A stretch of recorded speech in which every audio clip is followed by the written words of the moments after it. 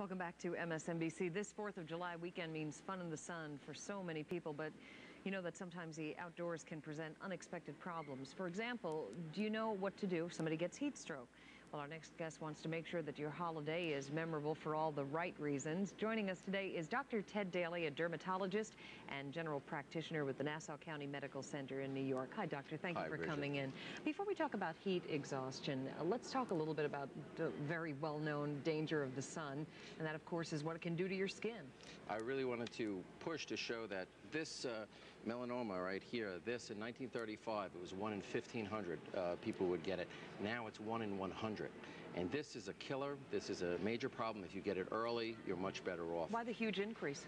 We think because there is more time that people have leisure time, that they're outside. There's more exposure. There's less dress that people wore that they wore in the past.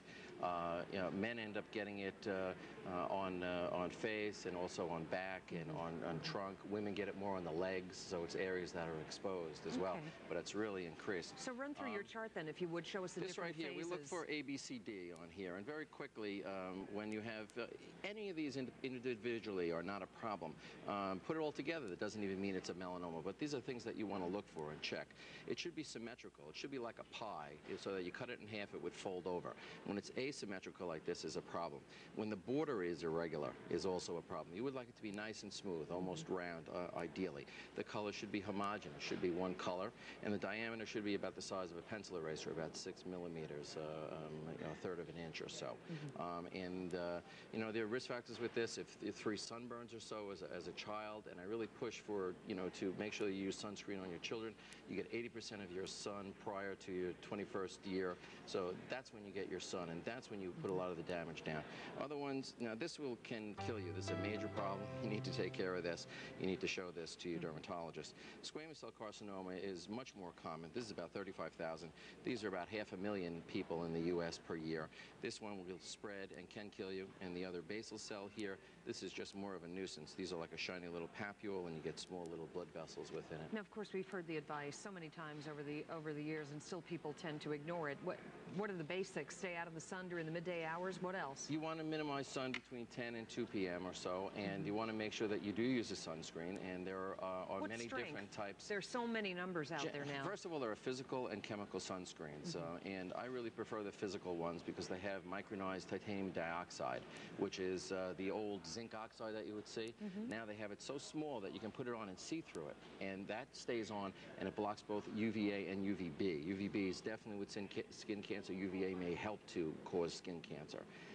And using this particularly on children is nice, and you try to reapply it if you can with children, which is almost impossible to do, but that's what's good. Then you get to waterproof ones also, which last for about 80 minutes in the water, and water resistant that are about 40 minutes. So look for waterproof rather than water resistant. Okay. One other health problem, of course, heat exhaustion during a good hot weekend. What can you look for there? Well, there are really 3 different types. There's heat cramps that you get from exertion. You get cramps in legs and arms. Heat exhaustion, your temperature goes up a little bit, you sweat. So the person can get very disoriented, can be a bit confused, can be a little lethargic, can be going back and forth, and they get hot. As soon as you see this, you make sure you sit them down, you make sure you cool them off, you get medical attention if it's serious. The worst thing is a heat stroke. There are really 2 different types of heat stroke. There's an exertional heat injury where people are runners. So if you're a runner, run the race in the morning if you can. Drink 300 milliliters or so of water 10 minutes before the race, and then every 3 or 4 kilometers you should drink another 250 milliliters or so.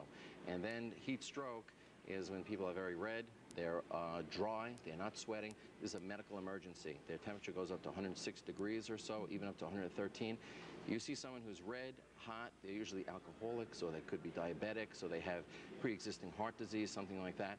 These people, there's a medical emergency. You call the ambulance, you get the air conditioner turned on high, you strip them, you put water on them, ice on them, and massage them too to get all that cold into the center, because they get so hot that their organs begin to shut down. So it's a major problem. Doctor, thank you so much for all that good advice. Sure, Appreciate you're very you coming. welcome. All Thank right. you for inviting me.